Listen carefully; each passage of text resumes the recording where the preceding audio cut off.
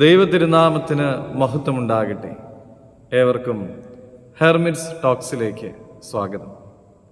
ഇത് ഹെർമിറ്റ്സ് ടോക്സിൻ്റെ 859 ദിവസം. ഇന്ന് പുതുഞായറാഴ്ച. ഇന്നത്തെ വിശുദ്ധ ഏവൻഗേലിയോൻ ഭാഗം ശുദ്ധമുള്ള യോഹന്നാൻ 20 അധ്യായം 19 മുതൽ 31 വരെയുള്ളതായ തിരുവചന ഭാഗങ്ങളാണ്. യേശുതമ്പുരാന്റെ പുനരുത്ഥാനം മൂലം ഒരു പുതിയ ലോകം ഉടലെടുത്തിരിക്കുന്നു. മൃതരായവർക്കും ജീവനോടെ ഇരിക്കുന്നവർക്കും രക്ഷ നൽകുന്നതായ ഒരു പുതിയ ലോകം. അതുകൊണ്ട് തന്നെ ഈ ഞായറാഴ്ചയെ പുതുഞായറാഴ്ച എന്ന് പറയുന്നു. വാതിലുകൾ അടച്ചിരിക്കെ യേശുതമ്പുരാൻ വന്ന് നടുവിൽ നിന്നിട്ട് അവരോട് പറയുകയാണ്, നിങ്ങൾക്ക് സമാധാനം ഉണ്ടായിരിക്കട്ടെ. വാതിലുകൾ അടച്ചിരിക്കെ അകത്ത് പ്രവേശിക്കുവാൻ കഴിയുന്നതാണ് പുനരുത്ഥാനത്തിൽ രൂപാന്തരപ്പെടുന്ന ശരീരം. പുനരുത്ഥാനം ചെയ്ത യേശുതമ്പുരാൻ തൻ്റെ ശിഷ്യന്മാരെ ആശംസിക്കുന്നത് സമാധാനം എന്ന വചനത്താലാണ്.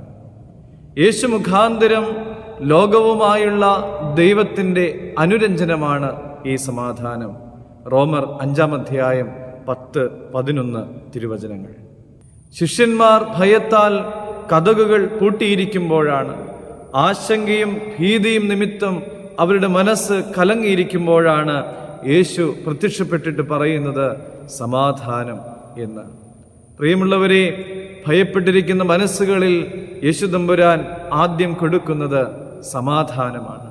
നമ്മുടെ ജീവിതത്തിലെ കതകുകൾ പൂട്ടിയിരിക്കുന്നതായ സാഹചര്യങ്ങളിലും ഭയത്തിലും സംശയത്തിലും യേശു നമ്മെ തേടി വരുന്നുണ്ട്, നമുക്ക് സമാധാനം അരുളുവാനായിട്ട്.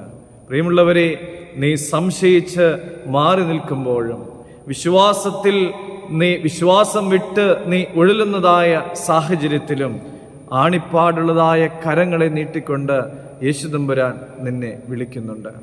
ആ യേശുതമ്പുരാന്റെ അടുക്കിലേക്ക് വരുവാൻ പ്രിയമുള്ളവനെ, പ്രിയമുള്ളവളെ, നീ തയ്യാറാണ്. യേശുവിൻ്റെ അടുക്കിലേക്ക് വരുവാനായിട്ട് നമുക്ക് സാധിച്ചാൽ യേശുതമ്പുരാൻ നൽകുന്ന ഒന്നുണ്ട്, അതാണ് സമാധാനം. ആ സമാധാനം അനുഭവിക്കുവാനുള്ളതായ കൃപകളും അനുഗ്രഹങ്ങളും ഒക്കെ ദൈവം തമ്പുരാൻ നമുക്ക് നൽകട്ടെ എന്ന് പ്രാർത്ഥിക്കുന്നു. ദൈവം അനുഗ്രഹിക്കട്ടെ.